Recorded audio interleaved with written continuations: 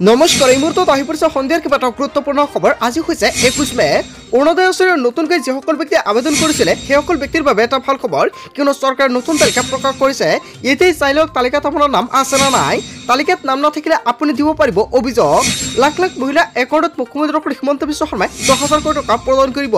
যদি আপোনাৰ ration card আছে তেনে ক্ষেত্ৰত আপোনাৰ বাবে কেইবাটাও নতুন নিয়ম সলনি হৈছে, কিয়নো অহা মাহত চৰকাৰে প্ৰদান কৰিব 3 মাহৰ চাউল একেলগতে, আৰু নতুন নিয়মত সংগ্ৰহ কৰিব লাগিব চাউল, অনথে কিন্তু আপুনি চাউল নাপাব। যদি আপুনি চাউল পায় আপোনাক ঘূৰাই দিব লাগিব। লগতে লাখ লাখ মহিলা গোটৰ একাউণ্টত 10,000 কোটি টকা প্ৰদান কৰিব অসমৰ মুখ্যমন্ত্ৰী ডক্টৰ হিমন্ত বিশ্ব শৰ্মাই। লগতে কেইবাটাও ৰাজনৈতিক খবৰৰ লগতে অৰাজনৈতিক খবৰ যুগুত কৰা হৈছে আজিৰ দিনটোত। গোটেই অসম তথা ভাৰতৰ বিভিন্ন প্ৰান্তৰ পৰা যুগুত হৈছে কেইবাটাও ডাঙৰ খবৰ। এনেবোৰ খবৰ নিতৌ পাই থাকিবলৈ চেনেলটি ছাবস্ক্ৰাইব কৰি ভিডিঅ'টো এটা লাইক কৰিবলৈ নাপাহৰিব। আজিৰ আমাৰ প্ৰথম খুবেই গুৰুত্বপূৰ্ণ খবৰ হৈছে অসমবাসীৰ বাবে এটা ডাঙৰ খবৰ। ৰাজ্যৰ লাখ লাখ লোক লৈ ডাঙৰ খবৰ আহি পৰিছে। অৰুণোদয় আঁচনিৰ নামত আপোনাৰ পৰা টকা বিচাৰিছে নেকি কোনোৱাই? যিসকল ব্যক্তি অৰুণোদয় 3.0 আবেদন কৰিছে সেইসকল ব্যক্তিৰ বাবে চৰকাৰে নতুন তালিকা প্ৰকাশ কৰিছে। এতিয়া তালিকাত চাওক আপোনাৰ নাম আহিছে নে নাই। তালিকাত নাম নাহিলে আপুনি দিব পাৰিব অভিযোগ। লগতে যদি যোগ্য হিতাধিকাৰীৰ পৰিৱৰ্তে অযোগ্য হিতাধিকাৰীৰ নামটো অন্তৰ্ভুক্ত হৈ পৰিছে তেনে ক্ষেত্ৰত আপুনি কমপ্লেইন কৰিব পাৰিব। ইয়াক লৈ কেইবাটাও গুৰুত্বপূৰ্ণ মন্তব্য কৰিছে অসমৰ মুখ্যমন্ত্ৰী ডক্টৰ হিমন্ত বিশ্ব শৰ্মাই। অৰুণোদয় আঁচনিৰ নামত আপোনাৰ পৰা কোনোৱে টকা বিচাৰিছে নেকি? যিসকল ব্যক্তিৰ ঘৰত অৰুণোদয় আঁচনি নাই সেইসকল ব্যক্তি কিন্তু চৰকাৰে নতুনকৈ অৰুণোদয় আঁচনিৰ প্ৰপত্ৰ বিতৰণ কৰি আছে। আৰু এতিয়া আপোনাৰ যিখন গাঁৱৰ জীৱিকা সখী বাইদেউৰ লগত যোগাযোগ কৰক, তাৰ পৰাই অৰুণোদয় 3.0 প্ৰপত্ৰ আপুনি ল'ব পাৰিব। প্ৰধানমন্ত্ৰী আৱাস যোজনাৰ নামত চৰকাৰী বিষয়ে ঘোষ বিচাৰিছে নেকি? চৰকাৰী ঘৰৰ আবেদন প্ৰক্ৰিয়া আৰম্ভ হৈ আছে।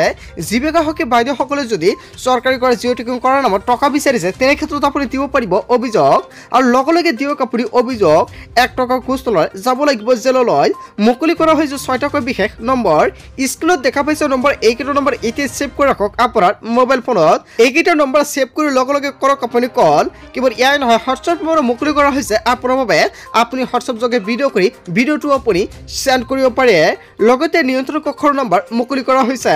দুৰ্নীতি নিবাৰক শাখাই মুকলি কৰিছে কেইবাটাও নম্বৰ। এইকেইটা নম্বৰ এতিয়া ছেভ কৰি ৰাখক আপোনাৰ মোবাইল ফোনত।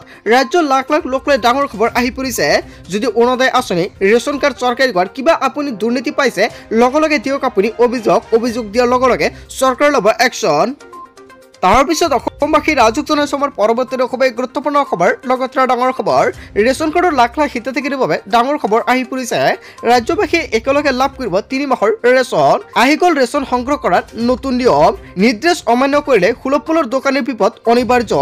1 জুনৰ পৰা 10 দিনৰ ভিতৰত সংগ্ৰহ কৰিব লাগিব 3 মাহৰ ৰেচন।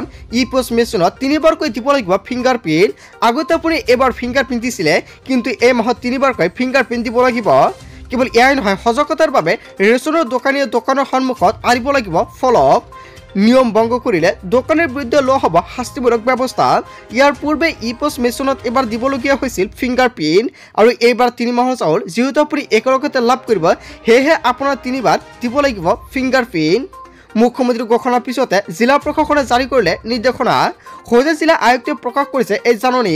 আৰু সকলোৱে সাৱধান হওক, আপুনি 3 মাহৰ চাউল একেলগতে লাভ কৰিব। যদি আপুনি 2বাৰ ফিংগাৰ দিয়ে তেনে ক্ষেত্ৰত কিন্তু এই মাহৰ চাউল আপোনাৰ উভতাই দিব লাগিব, অন্যথা পিছত আপুনি কিন্তু বিপদত পৰিব পাৰে। তাৰ বাবে আপোনালোকক সকলোৱে আগতীয়াকৈ জনাই দিছোঁ, আপুনি 3বাৰ ফিংগাৰ প্ৰিণ্ট দিব পোষ্ট মেচিনত। আৰু আজিৰ ভিডিঅ'টো সকলোৱে বেছিকৈ শ্বেয়াৰ কৰি দিব। তাৰপিছত অসমবাসী ৰাজুক জনাইছে আমাৰ পৰৱৰ্তী খুবেই গুৰুত্বপূৰ্ণ খবৰ। লগতে ডাঙৰ খবৰ, পিয়াজৰ পৰা আৰম্ভ কৰি চাহ শ্ৰমিকৰ মজুৰিলৈ 7টাকৈ ডাঙৰ ঘোষণা কৰিছে অসমৰ মুখ্যমন্ত্ৰী ডক্টৰ হিমন্ত বিশ্ব শৰ্মাই। জীৱন নিৰাপত্তালৈকে ভাবুকি থকা ব্যক্তিয়ে পাব পিয়াজ লোৱা ব্যক্তিয়ে দিব লাগিব সম্পূৰ্ণ দৰমহা। 75,000 টকা চৰকাৰক দিব লাগিব পিয়াজে লোৱা ব্যক্তিয়ে, সকলোৱে নাপাব পিয়াজ। চাহ নিগমৰ চাহ শ্ৰমিকৰ মজুৰি বৃদ্ধি কৰা হ'ব। 250 টকা মজুৰি বৃদ্ধি পাব চাহ শ্ৰমিকসকলৰ বাবে দৰমহা। 1 অক্টোবৰৰ পৰা 250 টকা মজুৰি পাব চাহ নিগমৰ শ্ৰমিকসকলে। মুখ্যমন্ত্ৰী ডক্টৰ হিমন্ত বিশ্ব শৰ্মাৰ ডাঙৰ ঘোষণা। তাৰপিছত অসমবাসী ৰাজুক জনাইছে আমাৰ পৰৱৰ্তী খুবেই গুৰুত্বপূৰ্ণ খবৰ। লগতে ডাঙৰ খবৰ, বাংলাদেশে ভাৰতৰ চিকেন নেকত আক্ৰমণ কৰিলে 2টা চিকেন নেকত আক্ৰমণ কৰা হ'ব। কেইবাটাও গুৰুত্বপূৰ্ণ মন্তব্য কৰিছে অসমৰ মুখ্যমন্ত্ৰী ডক্টৰ হিমন্ত বিশ্ব শৰ্মাই। বাংলাদেশত 2টা চিকেন নেক আছে, গতিকে তেওঁলোকে এটাত আক্ৰমণ কৰিব, আমি 2টাতে আক্ৰমণ কৰিম। আমাৰ চিকেন নেকতকৈ বহুত সৰু বাংলাদেশৰ চিকেন নেক। চিকেন নেকত হাত দিবলৈ বাংলাদেশৰ সাহস নাই ভাৰত বহুত শক্তিশালী ৰাষ্ট্ৰ ভাৰতত হাত দিবলৈ বাংলাদেশে 14 বাৰ জন্ম ল'ব লাগিব বাংলাদেশক গুৰুত্ব দি থাকি লাভ নাই বাংলাদেশক লৈ মুখ্যমন্ত্ৰী হিমন্ত বিশ্ব শৰ্মাৰ ডাঙৰ মন্তব্য তাৰ পিছত অসমবাসী ৰাজুক জনাইছে আমাৰ পৰৱৰ্তী খুবেই গুৰুত্বপূৰ্ণ খবৰ লগতে ডাঙৰ খবৰ বিদ্যুৎ চুৰি কৰিলে যাব লাগিব জেললৈ গাঁৱে গাঁৱে এপিডিচিএলৰ ভয়ংকৰ অভিযান হয় বন্ধু-বান্ধৱীসকল কেইবাটাও ডাঙৰ সিদ্ধান্ত গ্ৰহণ কৰিছে এপিডিচিএলৰ তৰফৰ পৰা বিদ্যুৎ চুৰিৰ বিৰুদ্ধে গাঁৱে গাঁৱে চলিব অভিযান ধৰা পৰিলে 24 ঘণ্টাৰ ভিতৰত ফুৰিব লাগিব জৰিমনা অন্যথা হ'ব পাৰে জেল অট্টালিকায় বিদ্যুৎ বিভাগৰ অভিযান চুৰি বৈদ্যুতিক কানেকশ্যনৰ বিৰুদ্ধে কঠোৰ হৈ পৰিছে এপিডিচিএলে বাক্সাৰ বৰ্মা চুৰি বৈদ্যুতিক কানেকশ্যনৰ বিৰুদ্ধে চলিছে অভিযান কেৱল এয়াই নহয় গাঁৱে গাঁৱে অভিযান চলাব বুলি এটা ডাঙৰ সিদ্ধান্ত গ্ৰহণ কৰিছে এতিয়া এপিডিচিএলৰ তৰফৰ পৰা তাৰ পিছত অসমবাসী ৰাজুক জনাইছে আমাৰ পৰৱৰ্তী খুবেই গুৰুত্বপূৰ্ণ খবৰ লগতে ডাঙৰ খবৰ অবৈধ বেদখলকাৰীৰ বিৰুদ্ধে কঠোৰ হৈ পৰিছে প্ৰশাসন একশ্যনৰ বাবে সাজু হৈছে প্ৰশাসন সাজু হৈছে বুলডোজাৰ 3000ৰো অধিক আৰক্ষী মোতায়ন 2.5 লাখ বৰ্গমিটাৰ ভূমি খালী কৰিব প্ৰশাসনে আজিৰ পৰা চলিব উচ্ছেদ অভিযান প্ৰশাসনে অবৈধ বেদখলকাৰীৰ বিৰুদ্ধে আৰম্ভ কৰিব তীব্ৰ অভিযান 8500টা অবৈধভাৱে নিৰ্মাণ কৰা বাসগৃহ উচ্ছেদ কৰিব প্ৰশাসনে নিশাই সকলো অবৈধ বেদখলকাৰীক ঘৰ খালী কৰাৰ বাবে নিৰ্দেশ প্ৰদান কৰিছে বেদখল ৰোধৰ বাবে প্ৰশাসনে গ্ৰহণ কৰিছে বিকল্প ব্যৱস্থা আহমেদাবাদৰ চান্দোলাহাৰাত অবৈধ বেদখলকাৰীৰ বিৰুদ্ধে কঠোৰ হৈ পৰিছে প্ৰশাসন হয় বন্ধু-বান্ধৱীসকল প্ৰশাসনে এটা ডাঙৰ সিদ্ধান্ত গ্ৰহণ কৰিছে তাৰ পিছত অসমবাসী ৰাজুক জনাইছে আমাৰ পৰৱৰ্তী খুবেই গুৰুত্বপূৰ্ণ খবৰ লগতে ডাঙৰ খবৰ মধ্য অসমবাসী সাৱধান হওক কপিলী নদীৰ বান্ধ খুলিলে নিপকৈয়ে আৰু খান্দাং বান্ধৰ 7খন গেটেৰে ধাৰাসাৰ পাগুৰিছে পানী আৰু পানী নিৰানে পৰা বৰষুণৰ বাবে কপিলীত বৃদ্ধি পাইছে জলপৃষ্ঠ কামপুৰ ৰহা যমুনা হোজাইবাসী বানপানীৰ বাবে সাজু হওক কিয়নো উমৰাংচুৰ খান্দাং বান্ধে বিপদ মাতিব মধ্য অসমলৈ আৰু আগতীয়াকৈ জাননী জাৰি কৰা হৈছে ফেনী ফুটুকাৰে বৃদ্ধি পাইছে জলপৃষ্ঠ মধ্য অসমবাসী সাৱধান হওক কিয়নো আপোনাৰ জিলাত যিকোনো মুহূৰ্তত বানপানীয়ে ভৰিব পাৰে যদি বানপানীয়ে ভৰি পৰিছে আগতীয়াকৈ নিশ্চয় কমেণ্ট কৰি জনাবলৈ নাপাহৰিব বা কিমানকৈ পানী বৃদ্ধি পাইছে তাৰ পিছত অসমবাসী ৰাজুক জনাইছে আমাৰ পৰৱৰ্তী খুবেই গুৰুত্বপূৰ্ণ খবৰ লগতে ডাঙৰ খবৰ অধিবক্তা কপিল চিব্বালৰ প্ৰশ্নত থকা সৰকা চৰকাৰ শক্তিশালী যুক্তিৰে কপিল চিব্বালৰ আজি আহিব নেকি ডাঙৰ খবৰ হিন্দু ওপৰত মুছলমান নাই মুছলমান ওপৰত হিন্দু কিয় কেইবাটাও গুৰুত্বপূৰ্ণ প্ৰশ্ন উত্থাপিত হৈছে এতিয়া অকাপ বৰ্ডক লৈ চৰকাৰে কিয় আৰু কি ভিত্তিত অকাপ বৰ্ডত এণ্ট্ৰি কৰাব বিচাৰিছে হিন্দু ব্যক্তি এনেবোৰ শক্তিশালী যুক্তিৰ পাছত আৰু ডাঙৰ প্ৰশ্ন কৰিছে কপিল চিব্বালে শক্তিশালী ৰূপত পইণ্ট ৱাইজ যুক্তি দিছে কপিল চিব্বালে যি হ'ব অকাপ আইনক লৈ উচ্চ ন্যায়ালয়ৰ আজিৰ শুনানিত ইতিমধ্যে এচিত শক্তিশালী ৰূপত পইণ্ট টু পইণ্ট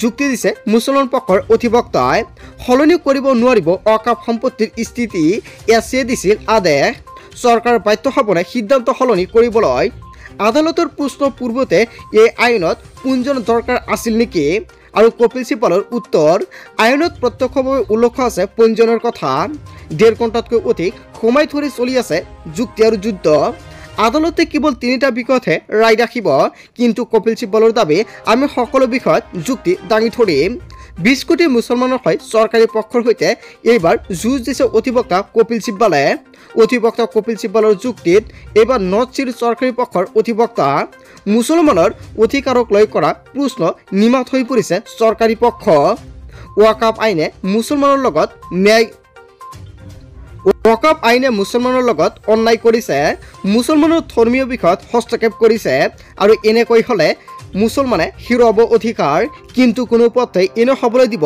নোৱাৰি কেইবাটাও গুৰুত্বপূৰ্ণ প্ৰশ্ন উত্থাপন হৈছে এতিয়া কিন্তু ইয়াৰ পিছত কি হ'ব কোনো ধৰণৰ প্ৰশ্নৰ উত্তৰ এতিয়ালৈকে পোৱাই নাই সো ৰাইটো যেতিয়া দিব নিশ্চয় সম্পৰ্কে জানিব পাৰিব বন্ধু-বান্ধৱীসকল গোটেই অসম তথা ভাৰতৰ বিভিন্ন প্ৰান্তৰ পৰা যুগত হৈছে কেইবাটাও ডাঙৰ খবৰ এনেবোৰ খবৰ নিতৌ পাই থাকিবলৈ চেনেলটি সাবস্ক্ৰাইব কৰি ভিডিঅ'টো এটা লাইক কৰিবলৈ নাপাহৰিব so thank you for watching full video'